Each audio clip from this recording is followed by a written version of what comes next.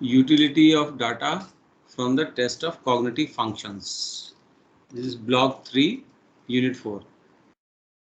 तो हमने cognitive functions के वेरियस टेस्ट जो पढ़े हैं, मेमोरी का भी पढ़ा है, आईक्यू का भी पढ़ा है, न्यूरोलॉजिकल वाले भी पढ़े हैं.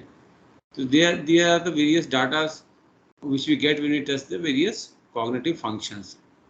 अब ये डाटा का यूज क्या है, कैसे इसको यूज करना है, that we are going to discuss in this chapter one by one.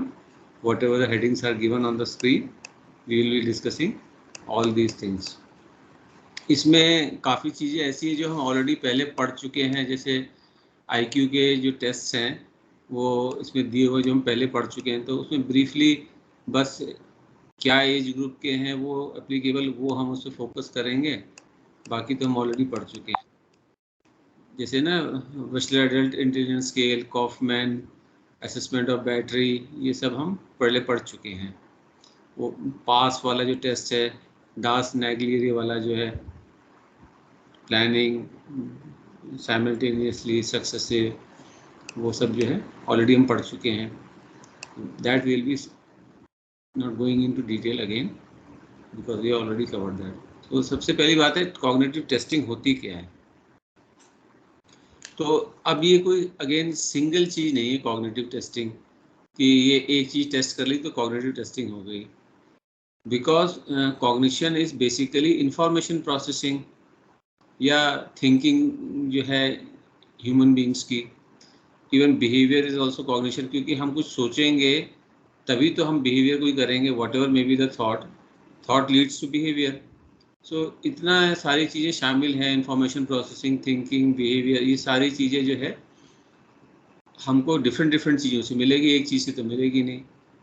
तो इसमें न्यूरो साइकोलॉजी भी आती है, साइकोलॉजी भी आती है, language, pattern recognition, finger dexterity, visual perceptual skills, academic skills, motor function, सब आते हैं इसमें. ये सारे स्पेसिफिक कॉग्निटिव स्किल्स हैं. इवन जो हम एप्टीट्यूड टेस्ट भी जो करते हैं स्टूडेंट्स वगैरह का, वो भी इसी में आता है कि इसका एप्टीट्यूड है कि नहीं. अचीवमेंट टेस्टिंग है. फिर मैंने बताया था पहले अमेरिका में एक SAT होता है, स्कॉलिस्टिक एप्टीट्यूड टेस्ट, जो आईवी लीग कॉलेजेस हैं अमेरिका में. आईवी लीग कॉलेजेस मतलब जो टॉप 10 जो है यूनिवर्सिटीज़ वगैरह हैं, जैसे स्टैनफोर्ड है ना, ऑक्सफोर्ड है, इस टाइप के, कोलंबिया है, कैम्ब्रिज है, इस टाइप के जो आईवी लीग कॉलेजेस हैं, उनमें जो है एडमिशन के लिए स्कोर की बड़ी इंपॉर्टेंस होती है. तो ये जो सैट है और IQ टेस्ट है, इस सब का भी हम कॉग्निटिव टेस्टिंग में यूज़ करते हैं. तो ये था, this was about what is cognitive testing, what all things we test in cognitive testing. Now we come to utility of data from test of cognitive functions. ये सारे जो हमने अभी बातें करी, इस कोई ना कोई कॉग्निटिव फंक्शन जो है चेक कर रहे हैं. तो अब इनसे जो डाटा आएगा वो क्या, कहाँ यूज़ करें. सबसे पहले clinical use of intelligence test. तो बात हो रही क्लिनिकल की, ठीक है. क्लिनिकल में जो है हमको ये देखना पड़ेगा कि जैसे मेंटल रिटार्डेशन है या नहीं है, तो उसमें जो है IQ टेस्ट का एक इम्पोर्टेंस होती है. हालांकि DSM-4 TR तक तो on the basis of IQ only use to differentiate and delineate between normal and mentally retarded children या person. अब जो है उसको सोशल सपोर्ट के बेसिस पे किया जाता है, but still IQ is measured. ऐसा नहीं कि IQ को मेजर करना बंद ही कर दिया गया हो. सो फिर दूसरा जो है क्लिनिकल यूज़ क्या है IQ टेस्ट का, कि हम प्रिडिक्ट कर सकते हैं कि फ्यूचर बिहेवियर क्या होगा. हमेशा प्रिडिक्शन जो है पैथोलॉजी के सेंस में नहीं होता है, पॉजिटिव भी होता है. जैसे हमने टेस्ट किया किसी बच्चे का और फिर हमने प्रिडिक्ट किया कि ये बच्चा जो है आगे चल के बहुत कोई जो साइंटिफिक जो फील्ड्स हैं उनमें जो है ये जाने के लिए कैपेबल है, इसकी IQ बहुत हाई है. ये भी तो एक प्रिडिक्शन हुआ. और ये भी प्रिडिक्शन हो सकता है कि भाई इसको जो है ज़्यादा कॉम्प्लेक्स काम नहीं दिए जाएं क्योंकि ये उसके लिए कैपेबल नहीं है. अगर दिए जाएंगे तो ये ज़्यादा प्रेशराइज फील करेगा और स्ट्रेस ज़्यादा होगा तो साइकोपैथोलॉजी बढ़ जाएगी. ये भी एक प्रिडिक्शन है. डिपेंड करता है कि हम किस पर्पज से कर रहे हैं. तो ये सफिशिएंट डाटा अवेलेबल है हमारे पास ऑलरेडी कि जो आईक्यू टेस्ट हैं उससे काफ़ी सारे जो है चीज़ों के बारे में, वेरिएबल्स के बारे में जाना जा सकता है। जैसे एक एग्जांपल लें कि हाई आईक्यू होगी तो लो सेल्फ एस्टीम होना नॉर्मली कम रेयर होगा, एक्सेप्शन हो सकता है, लेकिन हम ये प्रेडिक्ट कर सकते हैं कि अगर आईक्यू हाई है तो सेल्फ एस्टीम भी हाई होगी। फिर आईक्यू से जो हम एकेडमिक अचीवमेंट भी जो प्रेडिक्ट कर सकते हैं कि एज्यूमिंग कि बच्चे को पढ़ने में इंटरेस्ट है तो आईक्यू हाई है तो एकेडमिक अचीवमेंट हाई होगा। फिर किसी पर्टिकुलर ऑक्यूपेशन में उसकी परफॉर्मेंस कैसी होगी।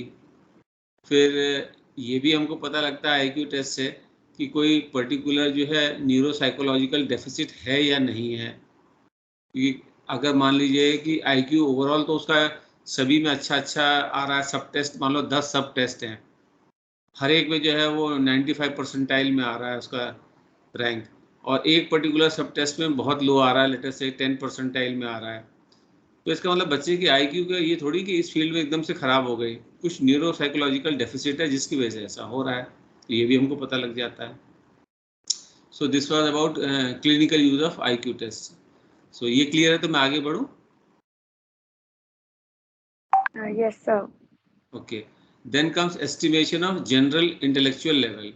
वही है कि इंडिविजुअल का जो है आईक्यू हम टेस्ट करेंगे तो उसका जनरल इंटेलेक्चुअल लेवल क्या है वो हमको आइडिया लग जाता है, इर्रेस्पेक्टिव ऑफ कि उसका किस चीज़ में इंटरेस्ट है या नहीं, वो अलग बात हो गई, लेकिन जनरल उसका इंटेलेक्चुअल लेवल फंक्शनिंग क्या है, वो हमको उसका पोटेंशियल भी क्या है ये भी पता लग जाता है, एज्यूमिंग कि उसने सीरियसली टेस्ट दिया है। अगर आईक्यू हो सकता है बहुत हाई हो लेकिन उसने टेस्ट जो है सीरियसली नहीं दिया है तो हमको करेक्ट उसका इंटेलेक्चुअल पोटेंशियल नहीं पता लगेगा। इसीलिए ऑब्जर्वेशन भी बड़ी इंपॉर्टेंट होती है when we are conducting IQ test, कि वो कैसे परफॉर्म कर रहा है, उसके रिएक्शंस क्या हैं, इंटरेस्टेड है, डिसइंटरेस्टेड है, फेलियर्स को कैसे जो है वो टैकल कर रहा है। सो इस तरह से जो है वो हमको एक जनरल इंटेलेक्चुअल लेवल के बारे में भी बताता है। फिर एक ये भी होता है कि हमको जो है एक बेस लाइन भी पता लग जाता है इंडिविजुअल का कि ये करंट बेस लाइन है, तो बेस लाइन से फिर हम कंपेयर कर सकते हैं फर्दर इंटरवेंशंस वगैरह अगर हम जब देंगे तो बेस लाइन से कंपेयर करेंगे, इम्प्रूवमेंट आया कि नहीं आया कि उतना ही है, what ever that may be, तो वो हम करेंगे। और जो मैंने ऑलरेडी बता दिया कि इससे जुड़े पिटफॉल्स भी होती हैं, फैलेसीज भी हैं, कि जो हमने डिस्कस किया था आईक्यू टेस्ट की कहाँ मिस्टेक्स हो सकती हैं, क्या क्या जो है लोग रॉन्ग जो है इंटरप्रिटेशन करते हैं आईक्यू टेस्ट का। जैसे एक एग्जांपल अगला जो दिया हुआ केस ऑफ हेरोल्ड, ये बड़ा इंटरेस्टिंग केस है, ये जो है ऐसा भी हो सकता है। तो इसमें क्या था, हेरोल्ड करके बच्चा था, उसको जो है वेस्लर इंटेलिजेंस स्केल, हाँ इंटेलिजेंस स्केल फॉर चिल्ड्रन जो है वो दिया था, और उसकी आईक्यू जो है 107 आई, एवरेज है। लेकिन जो टीचरों ने जो हेरोल्ड के बारे में बताया कि ये तो इससे कहीं ज़्यादा इंटेलिजेंट है, इसकी आईक्यू इतनी नहीं होनी चाहिए, इसकी ज़्यादा होनी चाहिए। तो फिर जब जो है देखा गया उसका टेस्ट स्कोर में, तो जो उसका ब्लॉक डिज़ाइन वाला था और कोडिंग वाला था, वो दो चीज़ों में उसका सिग्निफिकेंटली लो स्कोर था, ब्लॉक डिज़ाइन और कोडिंग वाले में, कंपेयर टू अदर सब टेस्ट। तो फिर जब फर्दर इन्वेस्टिगेट किया गया तो ये देखा गया कि बचपन से ही ना उसको एक मस्कुलर वीकनेस थी दोनों हाथों में, जो both the hands and arms were muscular, were having muscular weakness. तो अब इसकी वजह से जो है क्विक जो है मोटर रिस्पॉन्सेस उसके नहीं हो पाते थे। तो ब्लॉक डिज़ाइन में तो यही होता है, क्विक मोटर रिस्पॉन्सेस की ज़रूरत होती है, इसी तरह कोडिंग वाले में भी क्विक मोटर रिस्पॉन्सेस की ज़रूरत होती है। जो वर्बल टेस्ट है उसमें तो खाली बोलना होगा, लेकिन जो परफॉर्मिंग टेस्ट है उसमें तो मसल्स की इस्तेमाल करना ही पड़ेगा। तो अब जो है उसने इस अपनी कमी को छुपाने के लिए बचपन से क्या कर रखा था, he had developed certain clever compensations to prevent others from guessing his limitations. औरों को पता ना चले उसने ऐसा कर रखा था कुछ चीज़ें कि लोग छुप जाए उसकी ये कमियां कि उसको मस्कुलर वीकनेस है। तो क्योंकि अगर वो स्लोली करेगा और बहुत धीरे धीरे करेगा, मतलब ऐसे लगेगा कि बड़े कॉशियसली कर रहा है, तो वो जो है लोगों को लगेगा कि ये तो स्लो है। देखने में लग रहा था कि स्लो है, तो वो क्या करता था कि जान के जो है कुछ करने से पहले जो है सर खुजाएगा, अपने को जो है ऐसे प्रिटेंड करेगा जैसे कि वो सोच रहा है, और फिर स्लोली स्लोली करेगा। लोग सोचेंगे कि ये जो है बहुत ध्यान से कर रहा है या मेंटली सोच रहा है इसलिए स्लो है। ये फिगर आउट नहीं कर पाएंगे कि उसकी मस्कुलर वीकनेस की वजह से वो स्लो है। तो इसीलिए जो है मैंने जो भी थोड़ी देर पहले बोला था कि आईक्यू टेस्ट करना एक चीज़ है, लेकिन उसके दौरान ऑब्जर्व करना दूसरी चीज़ है, और दोनों की कॉम्बिनेशन से ही हमको जो है सही चीज़ पता चलती है कि क्या है एक्चुअल सिचुएशन। इंटरप्रिटेशन हमारा तभी सही हो पाएगा। तो केवल जो है अगर हम उसके आईक्यू स्कोर पे जाएंगे तब वो जो है सही नहीं होगा। अगर हमें उसकी हिस्ट्री भी पता होगी, जैसे हेरोल्ड के केस में कि स्कूल में उसका परफॉर्मेंस बड़ा अच्छा था, वो टीचर्स को बड़े सारे आंसर्स वगैरह अच्छे से देता था, तो फिर वो डिफरेंट हो जाता है। अब ये आईक्यू का इंटरप्रिटेशन, तो इसलिए ये जो है पिटफॉल्स और फैलेसीज हैं आईक्यू टेस्ट की, जो ध्यान में रखनी चाहिए। ये समझ में आ गया है? मैं आगे बढ़ूँ फिर? Yes, sir. ओके, देन ये मैं ऑलरेडी बता ही चुका हूँ कि जो प्रिडिक्शंस ऑफ एकेडमिक सक्सेस है, तो ये जो अभी एसएटी वाला मैंने बताया था उससे प्रिडिक्ट कर सकते हैं। किसी का हाई एसएटी स्कोर है तो हम प्रिडिक्ट कर सकते हैं कि एकेडमिक सक्सेस उसकी ऑब्वियसली अच्छी होगी, और उसके जॉब में भी किस टाइप के जॉब में जा सकता है, जॉब में परफॉर्मेंस कैसी होगी। हाँ, ये ज़रूर है कि इंटेलिजेंस और एकेडमिक सक्सेस जो है conceptually they are not the same thing. जैसे कि अभी थोड़ी देर पहले मैंने बोला था कि आईक्यू हाई हो सकती है, लेकिन जरूरी थोड़ी कि बच्चा पढ़ने में इंटरेस्टेड हो सकता है वो पेंटिंग में इंटरेस्टेड हो सकता है वो ड्रामा में इंटरेस्टेड हो सकता है वो गेम्स में इंटरेस्टेड हो। तो जब इंटरेस्टेड ही नहीं तो एकेडमिक सक्सेस होगी कहाँ से? तो इसलिए भी जो है हमको इन आईक्यू टेस्ट से ऐसी प्रोडिक्शन नहीं करनी चाहिए जो कि अदरवाइज जो उसकी बैकग्राउंड हिस्ट्री से मैच ना करती हो। कि हमें पता है कि आईक्यू तो हाई है, लेकिन इंटरेस्ट उसका गेम्स में है, तो एकेडमिक सक्सेस कहाँ से मिलेगी उसको? तो वो प्रोडिक्शन जो है, हाँ ये प्रोडिक्शन जरूर कर सकते हैं कि अगर due to whatever reason if he और she develops interest in academic field, then success के चांसेस हाई हैं बिकॉज आईक्यू ऑलरेडी हाई है। ये है, हम इतना तो कर सकते हैं। फिर देन कम्स ऑक्यूपेशनल परफॉर्मेंस। इसमें भी जो है रोल होता है, जो हमने कॉग्निटिव फंक्शंस के टेस्ट किए हैं। एक तो वो ऑब्वियस है कि आईक्यू हाई है तो फिर जो है प्रोफेशन जो है हम प्रिडिक्ट कर सकते हैं, और इवन पोजीशन भी sometimes, rather most of the times हम प्रिडिक्ट कर सकते हैं, समटाइम्स नहीं भी कर सकते हैं, वो भी बताऊंगा रीज़न। तो जैसे देखा गया है कि जो ट्रेंड प्रोफेशनल्स हैं, जैसे डॉक्टर्स हैं, सीए हैं, इंजीनियर्स हैं, साइंटिस्ट हैं, इन सब की जो है जो मीन आईक्यू है वो 125 के आसपास होती है। तो 120 तक एवरेज मानी जाती है, मतलब एवरेज से थोड़ा ऊपर ही होती है इनकी। और अनस्किल्ड वर्कर्स की हम बात करें, अनस्किल्ड वर्कर मतलब जैसे मजदूर हो गया, रिक्शा चलाने वाला हो गया, इस टाइप के लोग हो गए, तो उनकी जो है मीन आईक्यू 87 के आसपास देखी गई है। तो इसी तरह से जो है जॉब प्रोफिशिएंसी और इंटेलिजेंस में भी जो है काफ़ी हाई कोरिलेशन है, जिसकी वजह से अच्छा प्रेडिक्शन कर सकते हैं कि भाई जिसकी आईक्यू हाई है वो थोड़ा कॉम्प्लेक्स जॉब कर सकते हैं, और जिनकी आईक्यू लो है वो उतने कॉम्प्लेक्स जॉब नहीं कर सकते हैं। तो जहाँ इंटेलेक्चुअली डिमांडिंग टास्क हैं तो ये हमारा सिलेक्शन का क्राइटेरिया भी बन सकता है कि भाई लो आईक्यू वाले को लेना ठीक नहीं, क्योंकि वो इंटेलेक्चुअली डिमांडिंग टास्क में ठीक परफॉर्म नहीं कर पाएंगे। ये भी एक बात है। तो ये ज़रूर है कि हाँ, आईक्यू टेस्ट जो हम कर रहे हैं उसके साथ में अगर और चीज़ों को हम कंबाइन कर दें तो फिर जो है आईक्यू टेस्ट की और जो है वैल्यू और अच्छी जो है रिजल्ट इंक्रीमेंटल वैल्यू बढ़ जाएगी। जैसे कि मैंने अभी बताया था कि हमने स्ट्रक्चर्ड इंटरव्यू लिया उसका, उसमें हमको पता लग गया कि उसको गेम्स में इंटरेस्ट है, एकेडमिक्स में इंटरेस्ट नहीं है। तो फिर हम प्रेडिक्शन में ही लिख सकते हैं कि अच्छे से, क्योंकि गेम्स में इंटरेस्ट है इसलिए एकेडमिक्स में उसको डालना ठीक नहीं होगा। हाँ, अगर वो एकेडमिक्स में इंटरेस्ट लेगा तो एक्सेल कर सकता है क्योंकि आईक्यू हाई है।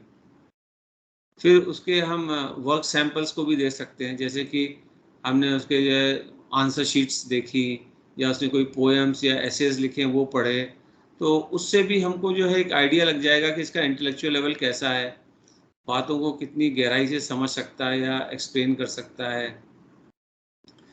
इस तरह से डिफरेंट डिफरेंट टेस्ट के साथ में कंबाइन करके आईक्यू का अगर रिजल्ट जो है हम करें, प्रिडिक्ट या एसेस करें, उसको इंटरप्रेट करें, तो बेटर जो है हमारा प्रिडिक्शन होगा या असेसमेंट होगा। ये पॉइंट क्लियर है? Yes, sir. Okay, now comes the appraisal style.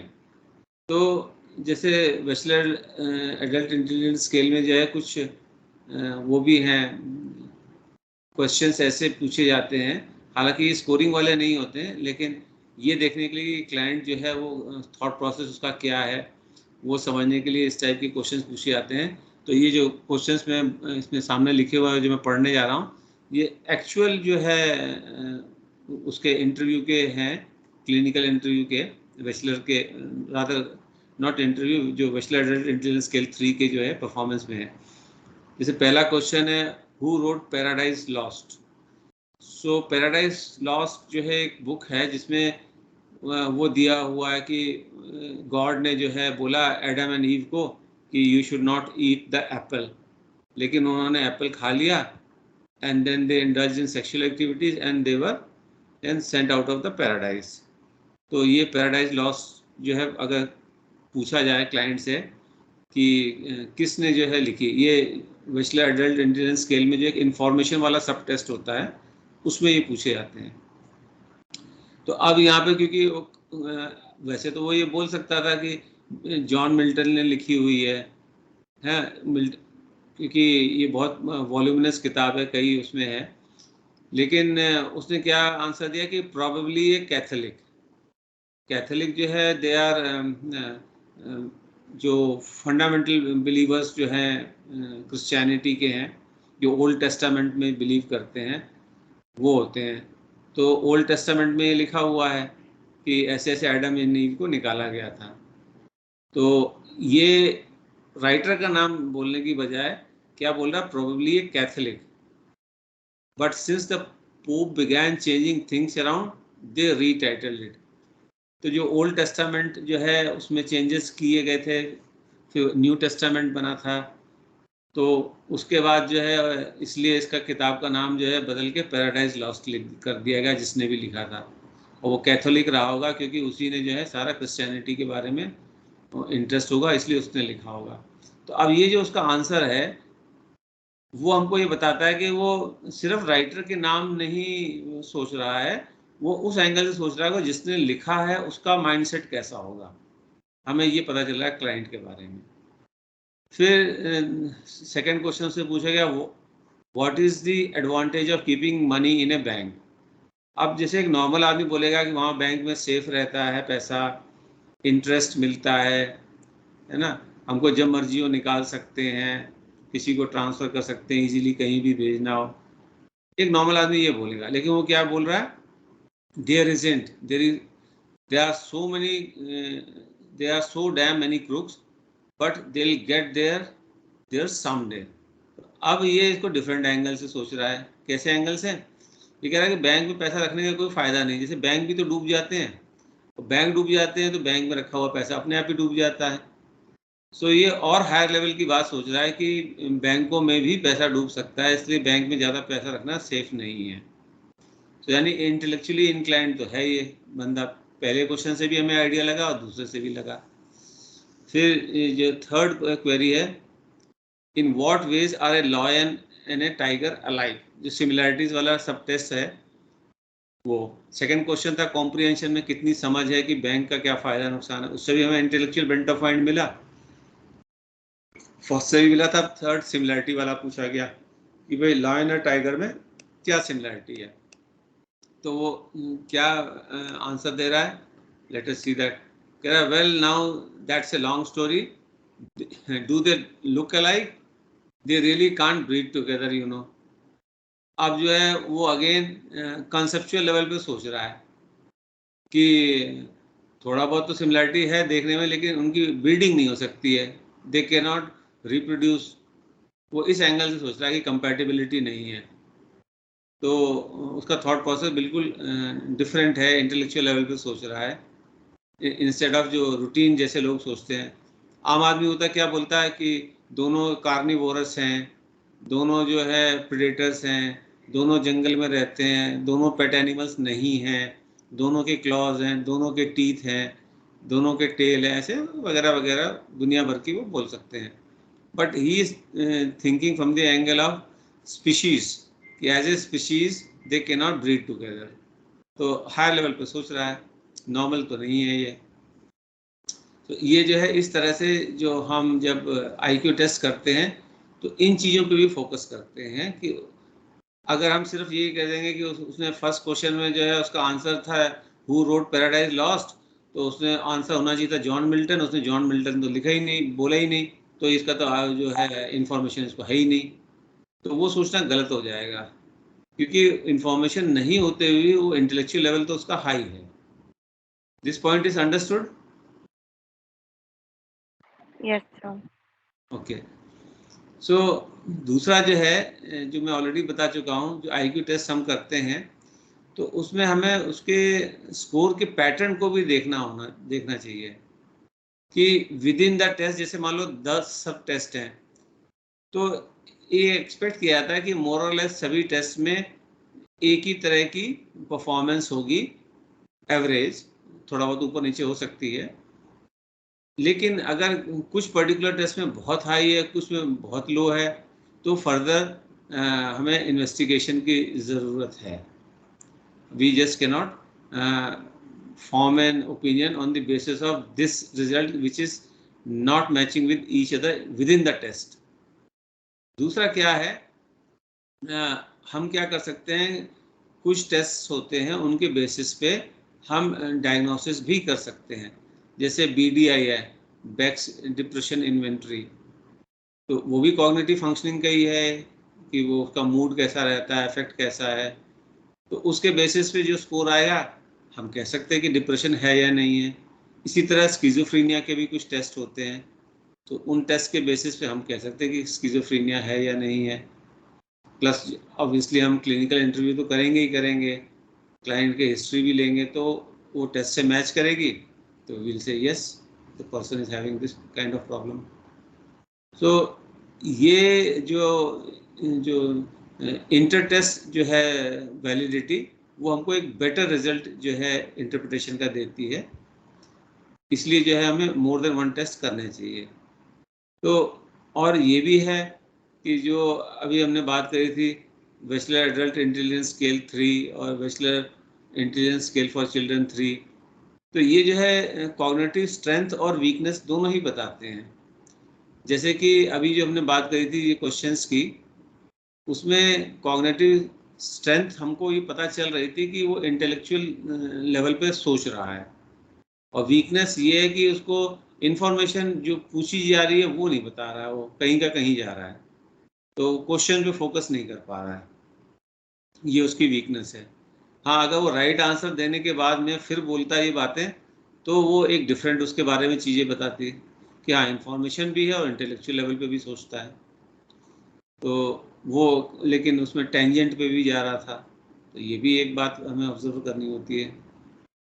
इसमें जो है वही होता है जो हमें उसके स्टैंडर्ड प्रोसीजर होते हैं विजुअल इंटेलिजेंस सीरीज में, तो उसमें जो है हमको जो भी स्कोर मिलता है इंडिविजुअल का, उसके जो एज से रिलेटेड पीयर से, मतलब सेम एज के जो दूसरे लोग हैं उनसे हम कंपेयर कर सकते हैं उसका स्केल, तो परसेंटाइल टर्म्स में हम उसका रैंकिंग भी पता कर सकते हैं, तो जनरल पॉपुलेशन में उसकी स्टैंडिंग क्या है हमें ये भी पता लग जाएगा। और ये मैं बता ही चुका हूँ कि जब वो इंटरेक्ट कर रहा है एग्जामिनी एग्जामिनर से, तो उसकी सेल्फ एस्टीम कैसी है, बिहेवियर कैसा है, इडियोसिंक्रेसीज मतलब उसके कुछ अपने विशेष स्पेशल तरीके, मान लो कोई हर चीज़ को एकदम से सीक्वेंस में ऑर्गेनाइज करके तब कर रहा है स्टार्ट चीज़ों को, या एक पर्टिकुलर एंगल में ही बैठ के करेगा, या पर्टिकुलर जगह पे ही करेगा, यहाँ नहीं कर सकता है, या वो उसकी रिक्वायरमेंट है कि लाइट इतनी होनी चाहिए, इतनी ज़्यादा मत करो, कम करो, ये सब चीज़ें हमें नोटिस में आएंगी। एंग्जाइटी है, यानी एंग्जाइटी थोड़ी बहुत होना नॉर्मल है, क्योंकि किसी को भी आप जब परफॉर्मेंस करने के लिए बोलोगे तो उसको एंग्जाइटी होगी, मुझे जज किया जाएगा, मैं अच्छा करूँगा नहीं करूँगा। फिर उसके सोशल स्किल्स भी हमको देखने को मिलते हैं, वो बाकी के स्टाफ से कैसे बातचीत कर रहा है, एग्जामिनर से कैसे बातचीत कर रहा है, मोटिवेशन लेवल जो मैंने बताया था आईक्यू टेस्टिंग में देखना होता है, वो भी इम्पोर्टेंट होता है। Is the person motivated to perform well, yes और नो। तो ये जो है चीज़ें जब हमको जब मिलती हैं तब हम जो है स्पेसिफिक पिक्चर उसका बता पाएंगे उसके इंटेलेक्चुअल फंक्शनिंग के बारे में। फिर ये मैं ऑलरेडी बता चुका हूँ कि जैसे किसी को हेड इंजरी वगैरह हुई या कोई न्यूरो सर्जरी हुई तो उसके बाद में हमें ये पता चलेगा कि क्या क्या कॉग्निटिव चेंजेस उसमें आए हैं। जब हम टेस्ट करेंगे तो प्री मॉर्बिड पर्सनैलिटी हमको पता होगी कि पहले कितना था और अब करेंगे तो क्या क्या चेंजेस आए हमको पता लग जाएगा। और फिर हम उसमें जो है जो भी सर्जरी करेंगे या इंटरवेंशन देंगे तो उसके सर्टेन पीरियड के बाद में हम दोबारा से उसको टेस्ट करेंगे तो हमको पता लग जाएगा कि प्री मॉर्बिड तो हमें पहले से ही पता होगा, फिर हमने जो पहली बार टेस्ट किया था वो बेस लाइन हो गया, फिर अभी करंटली किया है, फिर तीनों को कंपेयर करेंगे तो बेस लाइन से कंपेयर करके पता चलेगा कि भाई कितना इम्प्रूवमेंट आया या नहीं आया या और ख़राब हुआ। और अगर इम्प्रूवमेंट आया है तो उसको प्री मॉर्बिड पर्सनैलिटी से जो है मैच करेंगे, कॉग्निटिव फंक्शनिंग प्री मॉर्बिड जो कॉग्निटिव फंक्शनिंग है उससे मैच करेंगे। अगर वहाँ तक पहुँच गया तो ट्रीटमेंट सक्सेसफुल है, और नहीं पहुँचा तो फर्दर ट्रीटमेंट की ज़रूरत है। तो ये जो है ये भी यूजेस होते हैं कॉग्निटिव फंक्शंस के टेस्ट के। यहाँ तक समझ में आया तो मैं आगे बढ़ूँ? Yes, sir. ठीक है। So next comes neuropsychological testing वाला। ये इसमें ऑलरेडी मैं काफ़ी सारी चीज़ें बता चुका हूँ, यूजर्स ऑफ न्यूरोसाइकोलॉजिकल असेसमेंट। तो इसमें जो है जो चीज़ें मैं बता चुका हूँ वो मैं स्किप कर दूंगा, और अगर कोई नई होगी तो वो बताऊंगा मैं देन। ये है। हाँ, अब इनके न्यूरोसाइकोलॉजिकल टेस्टिंग के यूज़ कहाँ कहाँ होते हैं, किस किस कॉन्टेक्स्ट में होते हैं। तो एक तो मेडिसिन में जो अभी मैंने बताया कि हमने किसी को मेडिसिन वगैरह दी, जैसे हम कोई मान लो रिसर्च कर रहे हैं, कोई नई मेडिसिन बना रहे हैं किसी पर्टिकुलर डिजीज़ या डिसऑर्डर की, तो हमने कंट्रोल ग्रुप रखा, एक्सपेरिमेंटल ग्रुप रखा। एक्सपेरिमेंटल ग्रुप को हमने ड्रग दी, प्री पोस्ट किया, कंट्रोल ग्रुप को बिना ड्रग दिए प्री पोस्ट किया, फिर कंपेयर किया। तो कॉग्निटिव फंक्शनिंग में इम्प्रूवमेंट आता है, डिक्लाइन आता है, वही है नहीं है ये हमको पता चलेगा। तो उससे जो है जब पेशेंट्स को हम मेडिसिन देंगे तो उनको कॉशन दे सकते हैं ना कि भाई ये मेडिसिन खाने के बाद में ड्राइविंग मत करना क्योंकि रिफ्लेक्सेस स्लो हो जाएंगे। तो फर्दर जो है एक्सीडेंट वगैरह या कोई डेंजरस प्रोफेशन वाले, जैसे कोई हाइट्स पे काम करता है, मजदूर वगैरह है, गिर सकता है वहाँ से, या कोई डेंजरस मशीनरी पे काम करता है, फैक्ट्री वर्कर है, उसको भी जो है डेथ हो सकती है। तो इस टाइप की चीज़ें जो है हमको पता चल सकती हैं। देन लॉ में ये मैं डिफरेंट कॉन्टेक्स्ट में बता चुका हूँ। अगर जो है कोई क्रिमिनल है, वो ये प्लीड करता है कि मेरी मेंटल जो है स्थिति ठीक नहीं है, I am having some mental disorder because of which I committed a crime, I need treatment not punishment. तो फिर कोर्ट का ये ड्यूटी बन जाती है कि वो उसको असेस करवाए किसी ट्रेंड जो है साइकाट्रिस्ट साइकोलॉजिस्ट से कि भाई इसकी फंक्शनिंग को टेस्ट करो। तो वहाँ पे भी जो है हम न्यूरोसाइकोलॉजिकल टेस्टिंग करेंगे कि वाकई में ऐसा है या नहीं है। फिर एजुकेशन में भी मैं बता चुका हूँ कि हम जो सी कॉग्निटिव वेरियस कॉग्निटिव फंक्शंस हैं उनको टेस्ट करके, इंटरव्यू भी करके और बाकी एप्टीट्यूड वगैरह देख के उसको कौन सा जो है हमने सब्जेक्ट दिलाना चाहिए, कौन सा प्रोफेशन रिकमेंड करना चाहिए, कहाँ वो सूटेबल रहेगा, कहाँ सक्सेस के चांसेस आएगा, वहाँ भी है। रिसर्च में जैसे कोई पर्टिकुलर इंजरीज हुई हैं तो उन इंजरीज से जो है क्या क्या इम्पैक्ट होता है, कौन कौन से जो है कॉग्निटिव फंक्शंस इम्पेयर्ड होते हैं, क्या क्या इंटरवेंशन से कौन कौन से कॉग्निटिव फंक्शंस इम्प्रूव होते हैं। ये सब भी जो है इसमें आता है। तो अब जो है इन जो न्यूरो कॉग्निटिव जो टेस्ट हैं, जब हम ये कंडक्ट करते हैं तो हम क्या कर पाते हैं, हम या एक तो ये बता पाते हैं कि whether or not some psychological functioning is impaired, yes or no, और अगर impaired है तो फिर जो है वो कितनी सीवियरली impaired है, एक बात ये हो गई। फिर दूसरा हम क्या कर सकते हैं, जो मैं ऑलरेडी बता चुका हूँ, उसकी कॉग्निटिव स्ट्रेंथ और वीकनेस दोनों को बता सकते हैं कि ये इसका पर्टिकुलर स्ट्रॉन्ग एरिया है और ये नॉट सो स्ट्रॉन्ग एरिया है। तो एक बेसिक इन्फ्रेंस जो है उसके बारे में, करंट स्टेटस के बारे में हम बता सकते हैं। देन चेंजेस मैं ऑलरेडी बता चुका हूँ कि बेस लाइन से कंपेयर करके pre morbid level of functioning हुआ कि नहीं हुआ है। फिर एक चीज़ हमें ध्यान रखनी होती है बच्चों के केस में कि हम जब बच्चों का कुछ कर रहे हैं कॉग्निटिव फंक्शनिंग का test, so we have to keep in mind that कि जो उसके डेवलपमेंटल माइलस्टोन्स है उसके हिसाब से चेंजेस हैं या नहीं है। जैसे कि एक रफली 3.5 साल का बच्चा जो है या 4 साल का ले लो, उससे ये एक्सपेक्ट किया जाता है कि वो टॉयलेट ट्रेंड होगा। तो अगर वो टॉयलेट ट्रेंड नहीं है बच्चा, एज मान लो 5 साल भी होगी अभी भी नहीं है, या बेड वेटिंग होती है, तो फिर जो है आईक्यू भले ही उसकी जो है ठीक आ रही हो, लेकिन कुछ तो इशू है। तो वो जो है दूसरा, जैसे कि नॉन वर्बल परफॉर्मेंस उसकी अच्छी है, वर्बल वाली इतनी अच्छी नहीं है, तो मतलब लैंग्वेज से रिलेटेड कुछ प्रॉब्लम है अगर वो बोल नहीं ढंग से पा रहा है। तो उसके जो डेवलपमेंटल माइलस्टोन्स है उसको भी ध्यान में रखना होगा बच्चे के केस में। फिर एक ये भी ध्यान रखना होगा कि जो ऑब्जर्वेशन होंगे जो एग्जामिनर करेगा पेशेंट के उसमें, तो उसमें से क्या क्या चीज़ें नॉर्मल हैं और क्या क्या चीज़ें जो है ब्रेन डिसफंक्शन को शो करती हैं। जैसे कि अगर कोई सिर्फ चुप बैठा हुआ का मतलब ये थोड़ी कि उसमें कोई प्रॉब्लम है, हो सकता है वो इंट्रोवर्ट हो, होते हैं कई लोग, उनको ज़्यादा बोलना पसंद नहीं होता है, तो वो एबनॉर्मली साइलेंट है या नॉर्मली साइलेंट है, ये भी हमें देखना होगा कि भाई इसकी पर्सनैलिटी ही ऐसी, बोलना कम पसंद करता है। हम ये कहने लग जाएं कि नहीं ये तो जी बिल्कुल किसे कहते हैं ना, स्टुपरोज है या वो है कि एंटी सोशल है या अनसोशल है, ऐसा नहीं कह सकते हैं, ये हमको देखना पड़ेगा। यहाँ तक क्लियर है तो मैं आगे बढ़ूँ? Yes, sir.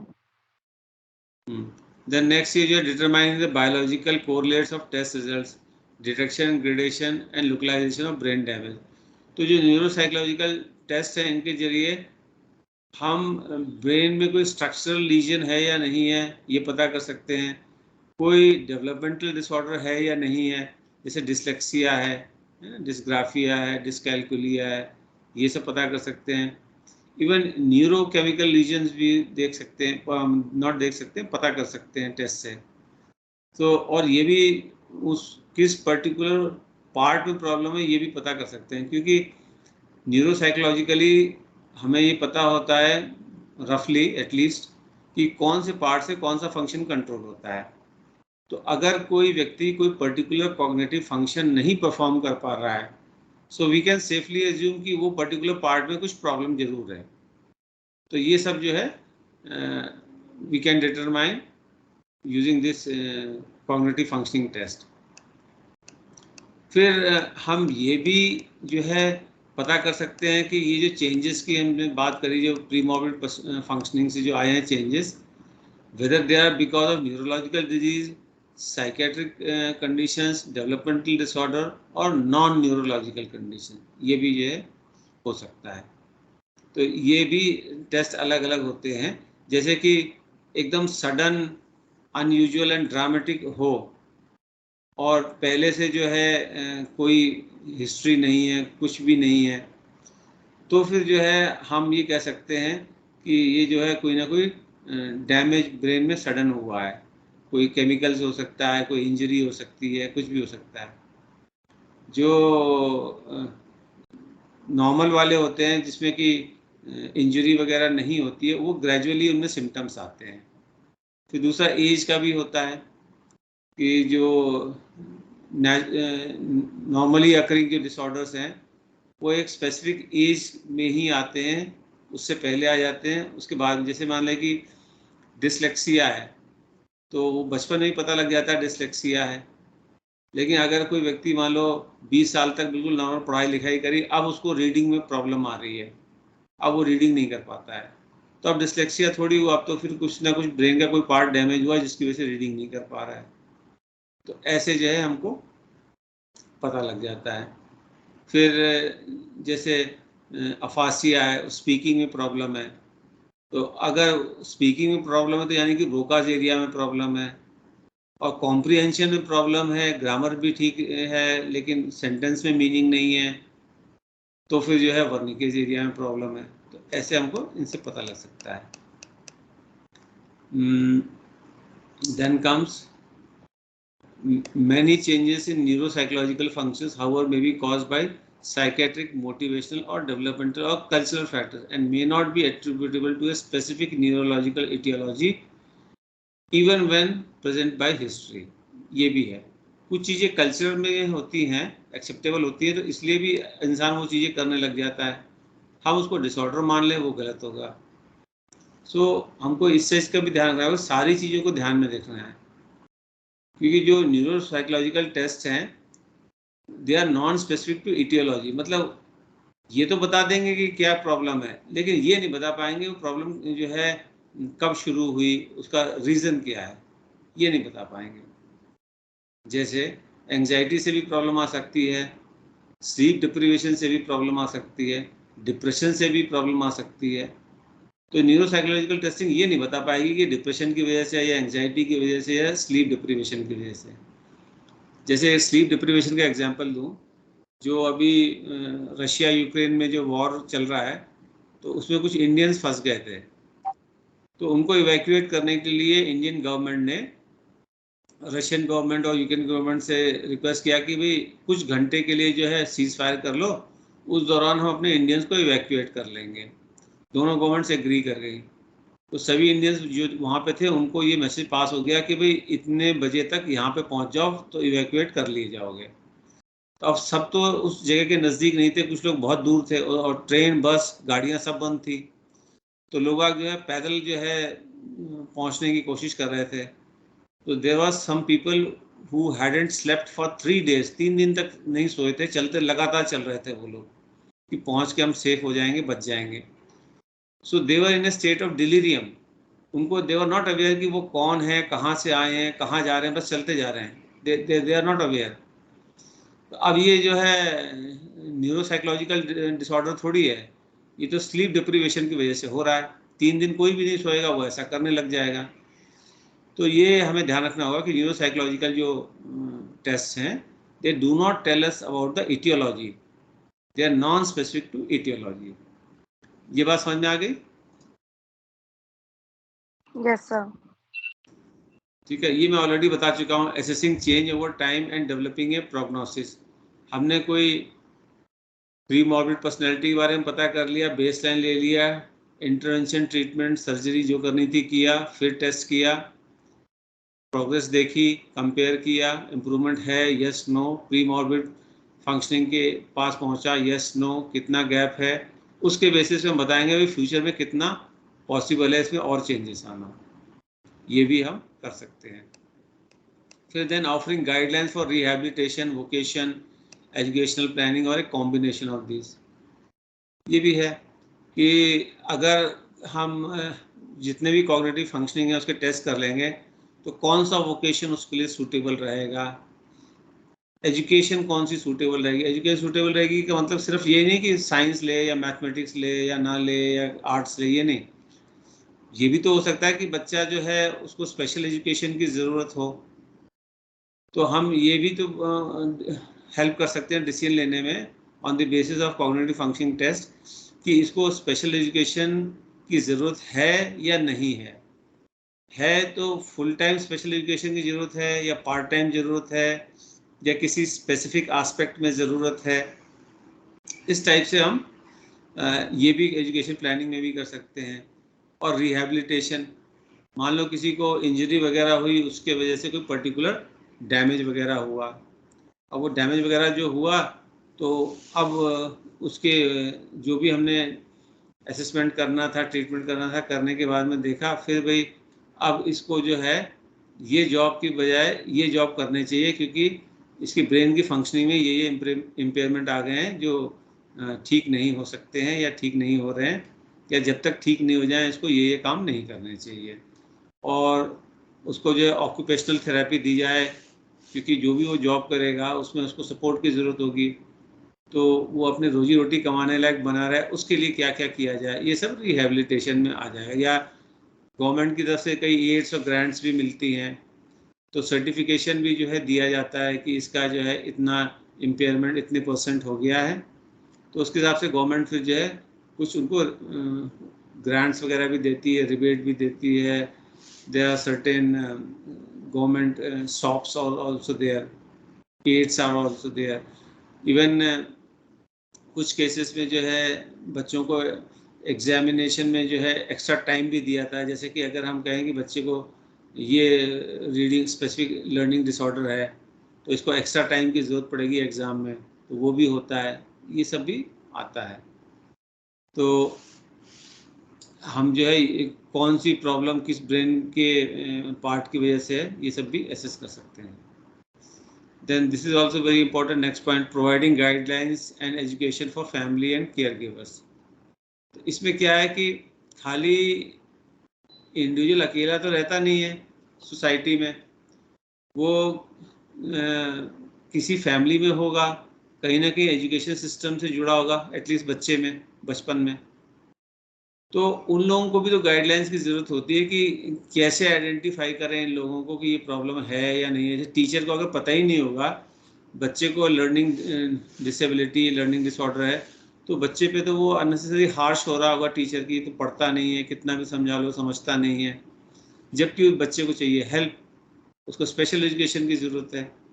तो इसलिए एजुकेशन सिस्टम में जो लोग हैं उनको भी तो एजुकेट करने की ज़रूरत होती है कि कैसे आइडेंटिफाई करें ऐसे बच्चों को जिनको हेल्प की ज़रूरत है, और आइडेंटिफाई होने के बाद में क्या करें उनके साथ में।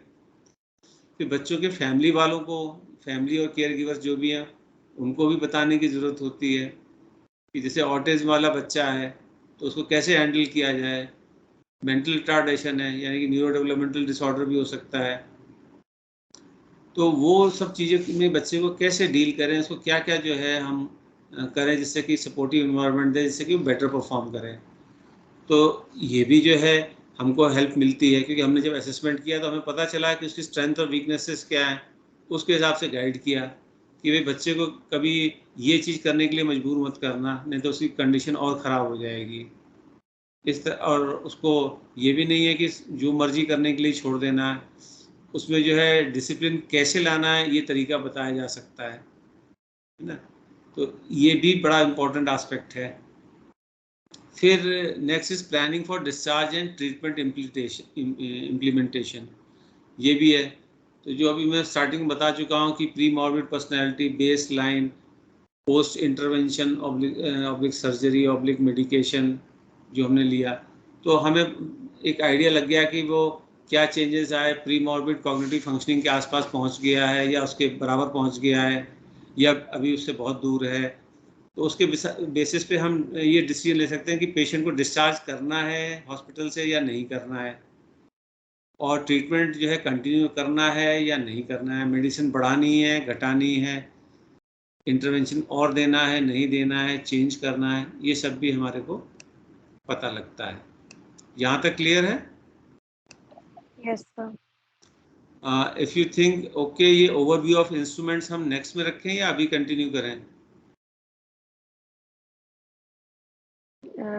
How long is it? It's a big topic. हाँ, इसमें काफ़ी सारे इंस्ट्रूमेंट्स हैं, 10-12 है मेरे ख्याल।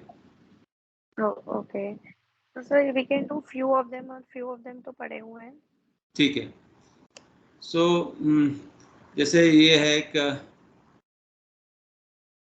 ये ब्रीफ जो है behaviour rating inventory of executive functioning, तो इसमें जो है दो डिफरेंट फॉर्म्स होते हैं।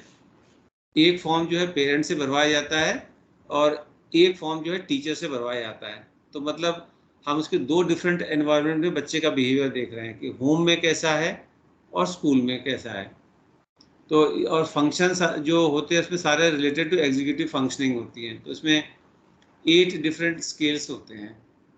सो जैसे कि इनहिबिट वो अपने आप को कर पाता है या नहीं कर पाता, मतलब कंट्रोल कितना है, शिफ्ट कितना करता है या नहीं कर पाता है अपने थॉट प्रोसेस को, अपने अटेंशन को, इमोशनल कंट्रोल कितना है, इनिशिएटिव लेता है कि नहीं, वर्किंग मेमोरी कैसी है, प्लानिंग एंड ऑर्गेनाइजेशन स्किल्स कैसा है, अपने मटेरियल को कैसे ऑर्गेनाइज करता है, और सेल्फ मॉनिटरिंग है या नहीं है। तो इसके बेसिस पे जो है हमको 2 इंडेक्स स्कोर्स मिलते हैं। एक तो बिहेवियर रेगुलेशन इंडेक्स, इसमें एक ये होता है, दूसरा मेटा कॉग्निशन इंडेक्स। तो ऊपर जो हमने 8 जो अभी बात की थी स्केल्स होते हैं, सो 8 में से 3 स्केल यूज होते हैं बिहेवियर रेगुलेशन इंडेक्स में, और 5 स्केल यूज होते हैं मेटा कॉग्निशन इंडेक्स में। और ये 8 के जो स्केल्स पे स्कोर को कंबाइन कर दिया जाए तो वो ग्लोबल एग्जीक्यूटिव कॉम्पोजिट, शॉर्ट में GEC लिखते हैं, वो होता है। फिर जो थोड़े बड़े बच्चे हैं उनके लिए सेल्फ रिपोर्ट फॉर्म भी अवेलेबल होता है, मतलब 13 साल से ऊपर के बच्चों के लिए, 13 थ्रू 18 ईयर्स, तो वो भी होता है। तो उसको कहते हैं brief SR is self report, ये है। फिर behaviour rating inventory of executive functioning, तो अगेन ये भी वही एग्जीक्यूटिव फंक्शनिंग का ही है, लेकिन ये क्या है, प्री स्कूल वालों के लिए है। प्री स्कूल का मतलब हो गया 2 to 5 ईयर्स, अभी स्कूल जाना शुरू नहीं किया। इसमें भी पेरेंट और टीचर दोनों से लेते हैं, लेकिन दोनों के लिए एक ही सेम फॉर्म है। ऊपर जब हमने भी बात करी थी उसमें दोनों के लिए अलग अलग फॉर्म था, इसमें सेम फॉर्म है। तो ऊपर 8 जो है स्केल से, इसमें 5 स्केल है क्योंकि छोटे बच्चे हैं ना। तो जैसे इसमें अगर ऊपर वाले से हम कंपेयर करेंगे तो मेटा कॉग्निशन वाला जो है पार्ट इसमें नहीं दिखाई देगा हमारे को, क्योंकि इस एज के बच्चे से हम एक्सपेक्ट नहीं करेंगे कि उसमें मेटा कॉग्निशन डेवलप हो चुका हो। तो ये वो लेकार्ट स्केल में होता है, जिसके जैसे एक एक्सट्रीम पे नेवर होगा, दूसरे एक्सट्रीम पे जो है ऑफन होगा, बीच में समटाइम्स होगा। तो इसमें जो है 3 जो है इंडेक्स स्कोर्स होंगे, एक तो inhibitory self control flexibility and emergent metacognition. देखो यहाँ पे वर्ड है एमर्जेंट मेटाकॉग्निशन, नॉट मेटाकॉग्निशन, क्योंकि अभी बच्चे में मेटाकॉग्निशन आया नहीं, आ रहा है, एमर्ज कर रहा है। और इन दोनों स्केल्स को कंबाइन कर दिया तो ग्लोबल एग्जीक्यूटिव कंपोजिट स्कोर होगा, जो ऊपर था जैसे वही। ये ब्रीफ जो है पी वाला हो गया, मतलब प्री स्कूल वाला। फिर comprehensive test of non verbal intelligence, CTONI भी इसको कहते हैं। अब जैसा कि नाम से पता चला है comprehensive test of non verbal, तो इसमें नॉन वर्बल चीज़ें होंगी। तो इसमें age 6 years to 18 year 11 month तक के लिए बच्चों के लिए है। तो अब क्योंकि ये नॉन वर्बल किस लिए बनाया गया है, क्योंकि ये उन बच्चों के लिए बनाया गया है जिनमें लैंग्वेज की डिफ़िकल्टी है या फाइन मोटर स्किल्स की प्रॉब्लम है। भाई किसी में लैंग्वेज डिफ़िकल्टी, इसका मतलब ये थोड़ी वो IQ उसका जो है लो होगा, या किसी में फाइन मोटर स्किल्स अच्छे नहीं है इसका मतलब ये थोड़ी कि IQ लो होगा, IQ तो उनका भी अच्छा हो सकता है।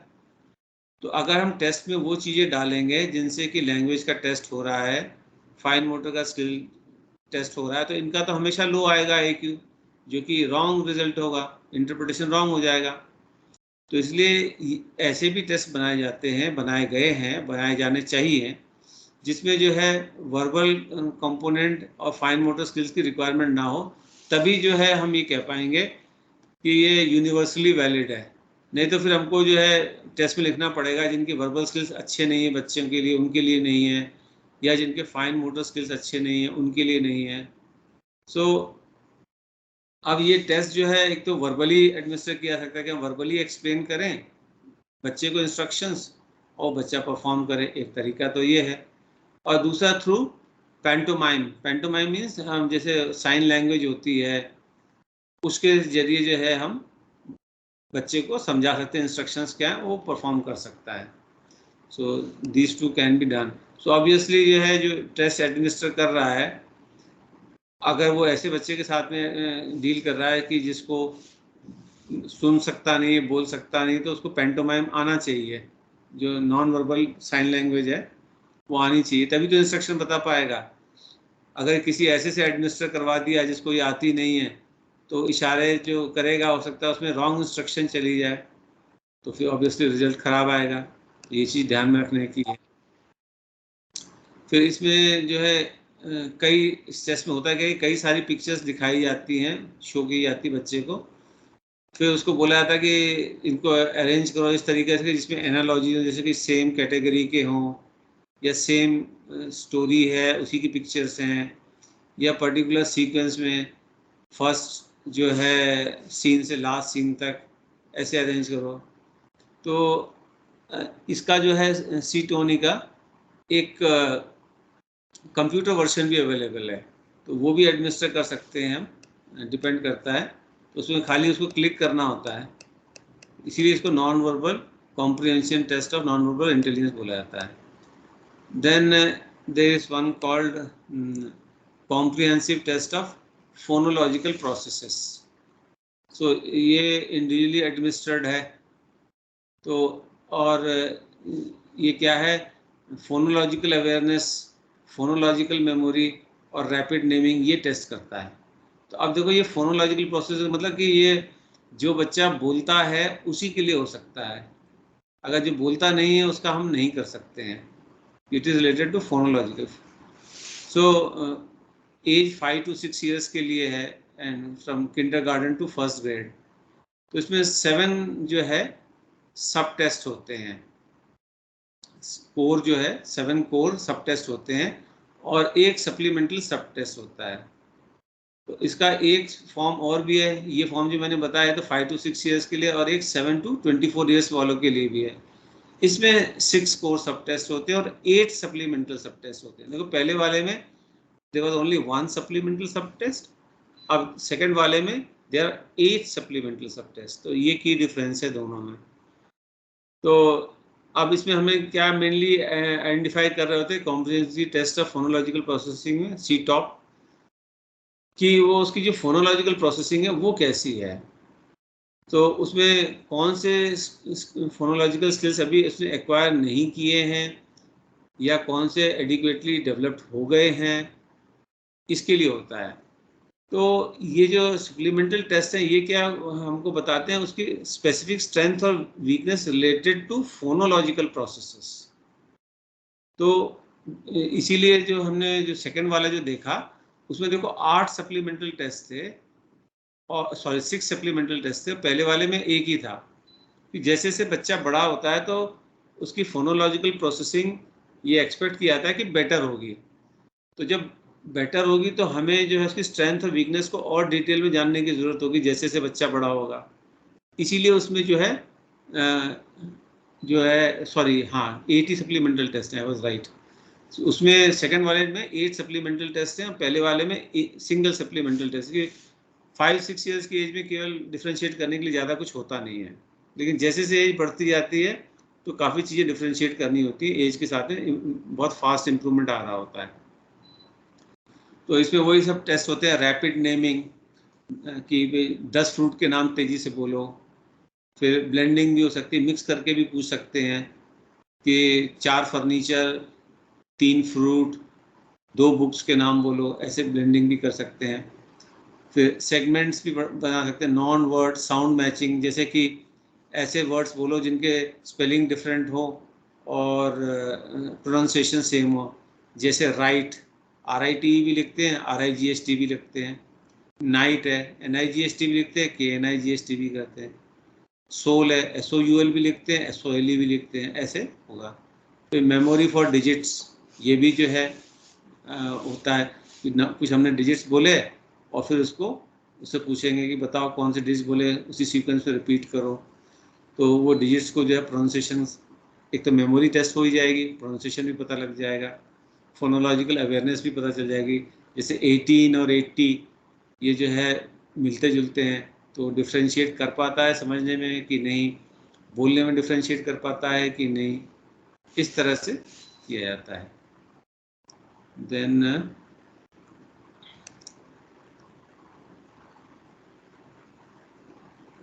ये हम दास नेग्रेरी वाला जो है हम ऑलरेडी पढ़ चुके हैं। जो पास वाला जो है टेस्ट है, we have already covered in the previous sessions, so we skip that. Detroit test of learning aptitude 4th edition, so ये इंडिविजुअली एडमिनिस्टर्ड है 6 to 17 ईयर्स के लिए। 10 सब टेस्ट हैं इसमें, और इन 10 सब टेस्ट को डिफरेंट तरीके से कंबाइन करके 16 कंपोजिट मेजरिंग जो है जनरल इंटेलिजेंस और डिस्क्रीट एबिलिटी एरियाज डेवलप किए जा सकते हैं। ये आपको 16 डिफरेंट एरियाज में उसकी जनरल इंटेलिजेंस और डिस्क्रीट मतलब अलग अलग जो है सेपरेट। तो इसमें जो है लैंग्वेज है, अटेंशन है, मोटर एबिलिटीज़ है, परफॉर्मेंस है, ये सब होता है।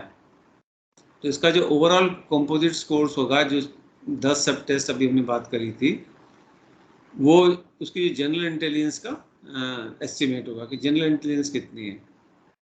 सो इससे जो है एक होता है ऑप्टिमल लेवल कंपोजिट भी बनेगा। जब हमने बात की थी ना कि 16 कंपोजिट्स बनेंगे, तो उसमें से एक ऑप्टिमल लेवल कंपोजिट होगा। ये ऑप्टिमल लेवल कंपोजिट हमें उसका ओवरऑल पोटेंशियल बताएगा। पोटेंशियल मतलब वो क्या क्या बन सकता है, क्या क्या कर सकता है, क्या क्या उससे करवाया जा सकता है। फिर एक होता है डोमेन कंपोजिट होता है। तो जो 3 डोमेन अभी हमने बात की थी, language, attention and manual dexterity, इन तीनों डोमेन में अलग होता है कि लैंग्वेज में वो कैसा है, अटेंशन में कैसा है, मैनुअल डेक्सटेरिटी में कैसा है। तो ये भी हमको पता चल जाता है इसमें। इसीलिए इसका नाम है ना कि वो सेपरेट कर रहा है चीज़ों को। लर्निंग एप्टीट्यूड जो है उसका हमें किसी स्पेसिफिक चीज़ में पता करना होगा ना, कि हर एक में तो लर्निंग एप्टीट्यूड सेम हो नहीं सकता है। तो बाकी और इसमें क्या क्या होते हैं, वर्बल कंपोजिट स्कोर होगा, नॉन वर्बल कंपोजिट होगा, अटेंशन एनहांस्ड कंपोजिट होगा, अटेंशन रिड्यूस्ड कंपोजिट होगा, मोटर एनहांस्ड कंपोजिट होगा, मोटर रिड्यूस्ड कंपोजिट होगा। तो ऐसे डिफरेंट कंपोजिट टेस्ट होंगे। फिर ये differential ability scale second edition, so ये 2 साल के बच्चों से लेके 17 ईयर 11 मंथ, मतलब less than 18 and starting from 2.5 years, उन बच्चों के लिए है ये केवल। सो वही इंग्लिश लैंग्वेज लर्नर्स वगैरह के लिए है। इसमें जो कंपोजिट स्कोर होगा उसको कहते हैं जनरल कंसेप्चुअल एबिलिटी। डिफरेंट नामों से है वो, कोई IQ कहता है, कोई जनरल एबिलिटी कह रहा है, कोई जनरल कंसेप्चुअल एबिलिटी कह रहा है। तो जो लोअर वाले जो स्कोर होंगे उसके, जो कंपोजिट स्कोर्स जो है लोअर लेवल वाले होंगे, जिसमें कि जिन कुछ पर्टिकुलर एरियाज में वो लोअर परफॉर्म कर रहा है, उसको क्लस्टर स्कोर्स कहेंगे। और उसकी डाइवर्स स्पेसिफिक जो है चीज़ें भी मेजर की जाएंगी। तो which comprises of GCA is general conceptual ability, generally वो कैसा ओवरऑल। तो इसमें वर्बल एबिलिटी भी देखते हैं, नॉन वर्बल एबिलिटी भी देखते हैं, बोथ आर मेजर्ड। फिर स्पेशल एबिलिटी भी देखते हैं। फिर एक डायग्नोस्टिक क्लस्टर भी होता है, जैसे लोअर लेवल जो कंपोजिट होते हैं वो क्लस्टर स्कोर्स हैं, इसी तरह डायग्नोस्टिक क्या होते हैं कि वर्किंग मेमोरी उसकी अलग से हम टेस्ट करेंगे, प्रोसेसिंग स्पीड अलग से टेस्ट करेंगे, स्कूल रेडीनेस भी टेस्ट करेंगे, बच्चा भी स्कूल जाने लायक हुआ है या नहीं हुआ है। ये सब भी डिफरेंशियल एबिलिटी, देखो नाम ही इसका डिफरेंशियल एबिलिटी इसीलिए कि डिफरेंशिएट कर रहा है चीज़ों को।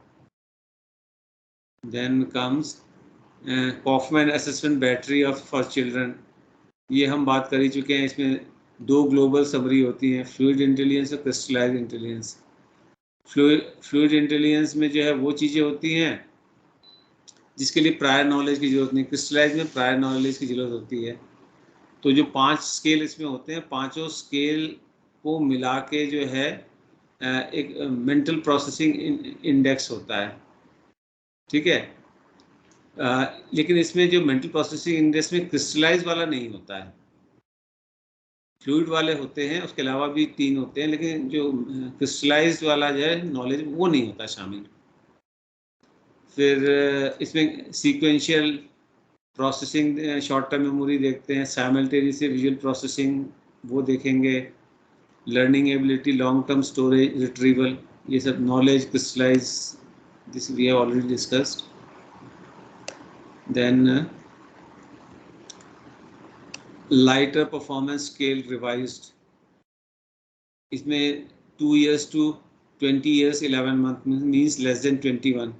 10 सब टेस्ट हैं. नॉन वर्बल इंटेलेक्चुअल एबिलिटी, क्या क्या देखेंगे उसमें, visualization, reasoning, spatial ability, attention and memory. इसी तरह non verbal attention memory, fluid reasoning, seriation मतलब कोई चीज़ सीक्वेंशियली जो है बताओ, रीजनिंग, पैटर्न जनरेशन, रैंडम चीज़ें उसमें पैटर्न ढूंढ के बताना. तो जो फुल आईक्यू स्कोर है वो नॉर्मल जनरल इंटेलिजेंस को बताता है. देन NEPSY, तो ये स्कूल एज चिल्ड्रन के लिए 3 years to 16 years 11 month means less then 17 years, 3 years to less than 17 year. तो इसमें अगेन 6 डोमेन्स हैं, executive functioning, attention, language, memory, learning, sensory motor, visual spatial processing और social perception. तो ये जो social perception वाला जो डोमेन था ये बाद में ऐड किया गया था, शुरू में नहीं था. तो एक affect recognition and theory of mind जो है वो पर्टिकुलर चीज़ चेक करने के लिए लगा गया है. तो थ्योरी ऑफ माइंड क्या होता है कि हम सामने वाले को देख के अंदाज़ा लगाते हैं कि सामने वाला क्या सोच रहा है या क्या महसूस कर रहा है, उसके अकॉर्डिंगली अपने बिहेवियर को मॉडिफाई या चेंज करते हैं. That is theory of mind in brief. तो हम सामने वाले का इफेक्ट, जब इफेक्ट ए वाला यानी इमोशंस, जब हम सामने वाले का इफेक्ट रिकग्नाइज करते हैं तभी तो theory of mind gets into play. अगर हम समझ ही नहीं रहे कि सामने वाला जो है क्या इमोशंस से अंडरगो कर रहा है तो हम समझ नहीं पाएंगे कि उसके माइंड में क्या चल रहा होगा और हमें अपने बिहेवियर को कैसे मॉडिफाई करना है. सो ये जो है सोशल परसेप्शन डोमेन वाला जो स्केल है ये स्पेसिफिकली यूजफुल बेनिफिशियल है फॉर ऑटिस्टिक चिल्ड्रन, क्योंकि ऑटिस्टिक चिल्ड्रंस में यही प्रॉब्लम होती है, उनमें सोशल स्किल्स नहीं होते हैं. They are very ego centric, उनको समझ में नहीं आ रहा था कि सामने वाला जो है क्या सोच रहा है, कैसा महसूस कर रहा है, उनको कैसे अपने आप को मॉडिफाई करना है. तो वो उस चीज़ में बड़ा अच्छा है. देन स्टैनफोर्ड बिने इंटेलिजेंस के लिए हम बात पढ़ ही चुके हैं already. Universal non verbal intelligence test 5 years to 17 years हैं. इसमें एक एब्रीविएटेड बैटरी होती है, इसमें खाली 2 सब टेस्ट होंगे. स्टैंडर्ड बैटरी में 4 सब टेस्ट होंगे. एक्सटेंडेड बैटरी में 6 सब टेस्ट होंगे. तो डिपेंड करता है कि हमें कहाँ कैसा यूज़ करना है, उसके हिसाब से हमको यूज़ करना है. जैसे एक्सटेंडेड बैटरी हम वहाँ यूज़ नहीं कर सकते हैं. कोई बच्चा मेंटली रिटार्डेड है तो वो उतने लंबे समय तक फोकस ही नहीं कर पाएगा, टेस्ट दे ही नहीं पाएगा, है ना. कोई चीज़ हमें जब खास पता करनी है जो कि एब्रीविएटेड से मान लो नहीं पता लग सकती है, then we go for standard battery. उसमें भी कुछ नहीं पता लग पा रहा है और कोई और ज़्यादा डेप्थ में जाना है, then we go for extended battery. और वो पेशेंट कितना कोऑपरेटिव है, मोटिवेटेड है, कैपेबल है, नहीं है, उस पर डिपेंड करेगा. तो इसमें जो है 3 डिफरेंट कॉग्निटिव एबिलिटीज़ जो है मेजर होती हैं. तो कौन कौन सी, मेमोरी क्वोशिएंट, रीजनिंग क्वोशिएंट और सिंबॉलिक क्वोशिएंट, ये 3 जो है डिफरेंट कॉग्निटिव. नॉन सिंबॉलिक भी एबिलिटी भी होती है लेकिन उसका अलग से मेजरमेंट इसमें नहीं किया, लेकिन होती है उसमें कुछ, दे आर देयर. प्राइमरी इन 3 को टेस्ट करने के लिए बनाया गया है. देन वेस्लर एब्रीविएटेड स्केल हम बात कर चुके हैं, 6 years to 89. एब्रीविएटेड मतलब शॉर्ट कर दिया गया. इसमें vocabulary, block design, similarities, matrix reasoning ये आएगा. Then Wechsler intelligence scale for children, है ना. अच्छा, उससे पहले ये भी हम पहले कवर कर चुके हैं. ऊपर जो है Wechsler intelligence adult intelligence scale 3rd edition, this we have already discussed. Children वाला भी हम डिस्कस कर चुके हैं. प्राइमरी एंड प्री स्कूल वाला भी डिस्कस कर चुके हैं.